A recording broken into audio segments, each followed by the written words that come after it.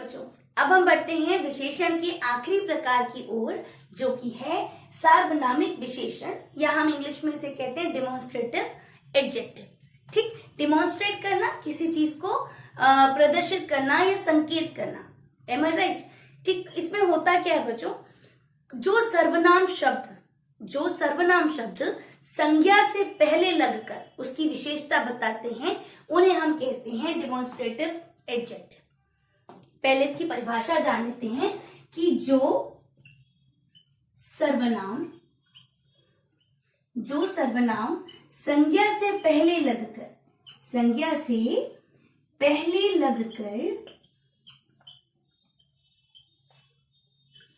उसकी विशेषता बताते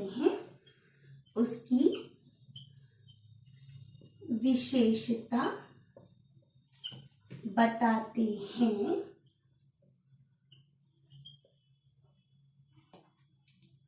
सार्वनामिक विशेषण कहलाते हैं। सार्वनामिक विशेषण कहलाते हैं। ओके, सार्वनामिक विशेषण कहलाते हैं। जो सर्वनाम संज्ञा से पहले लगकर उसकी विशेषता बताते हैं, उन्हें हम कहते हैं सार्वनामिक विशेषण। जैसे कि वह पुस्तक, यह आदमी, राइट। इसी तरह कोई स्त्री, ओके, आदि। अब इसको समझते चलते हैं। ठीक, देखिए, पुस्तक, आदमी और स्त्री, ये सब संज्ञा शब्द हैं। ठीक, वह, यह और कोई, ये सब क्या है? सर्वनाम शब्द है ना।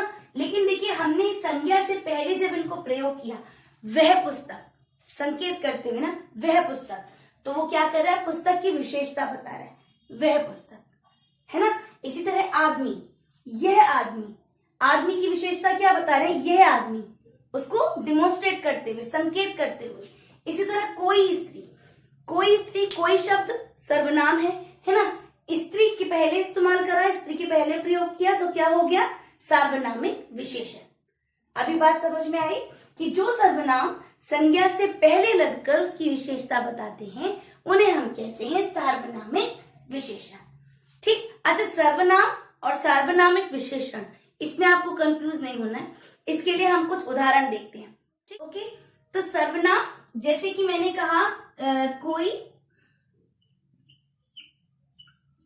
रो रहा है, कोई रो रहा है, अनिश्चितवाचक सर्वनाम है ना, अनिश्चितवाचक सर्वनाम। मैंने कहा कोई स्त्री रो रही है, अब यहां पर कोई क्या हो गया?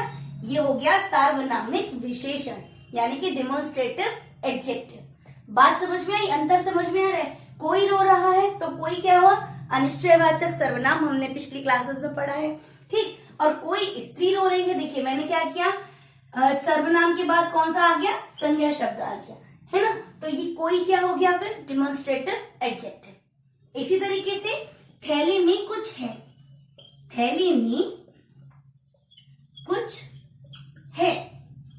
अनिश्चयवाचक सर्वनाम, राइट।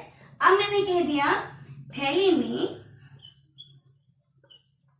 कुछ फल हैं, अब देखिए यहां पर कुछ क्या कर रहा है? डिमॉन्स्ट्रेट कर रहा है ना।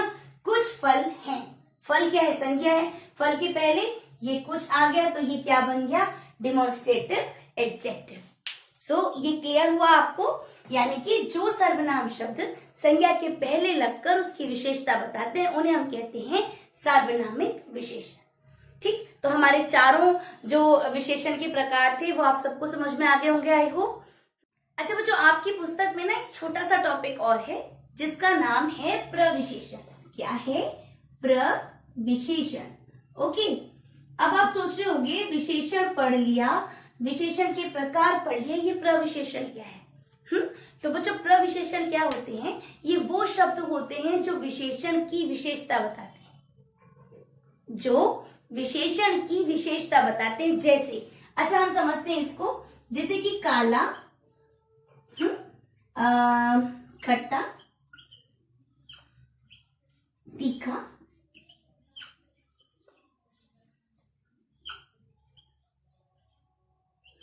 मीठा। तो ये सब क्या है? विशेषण है। ये सारे विशेषण शब्द हैं, काला, खट्टा, तीखा, मीठा। ओके, जैसे कि काला बादल, खट्टा आम, तीखा अचार, मीठा रसगुल्ला। ओके, विशेषण हो गए काला बादल, खट्टा आम, तीखा अचार, मीठा रसगुल्ला। ठीक, अब प्रविशेषण का प्रयोग कैसे होता है? देखिए, गहरा काला बादल, यानी काले की भी विशेषता क्या बता रहा है? गहरा काला। तो ये क्या हो जाएगा? प्रविशेषण। इसी तरह खट्टा आम, बहुत खट्टा आम, बहुत शब्द क्या हो जाएगा? प्रविशेषण। इसी तरह तीखा, बहुत तीखा, या हम कह सकते हैं कम तीखा, कम तीखा अचार, है ना। रसगुल्ला, कम मीठा रसगुल्ला, कम मीठा रसगुल्ला या हल्का मीठा रसगुल्ला। ओके, बात समझ आ रही है? तो यानी कि वे शब्द जो विशेषण की विशेषता बताते हैं उन्हें हम कहते हैं प्रविशेषण। बात समझ आ गई? जैसे कि गहरा काला, तो गहरा क्या है? काले की विशेषता बता रहा है। इसी तरह बहुत खट्टा, खट्टे की विशेषता बता रहा है, बहुत खट्टा। तीखा, कम तीखा, अधिक तीखा, तो तीखे की विशेषता बता रहा है। इसी तरह मीठा, कम मीठा, हल्का मीठा, ज्यादा मीठा, मीठे की विशेषता बता रहा है ना। तो वे शब्द जो विशेषण की विशेषता बताते हैं उन्हें हम कहते हैं प्रविशेषण। ओके, तो बच्चों ये पाठ यहाँ पे पूरा होता है।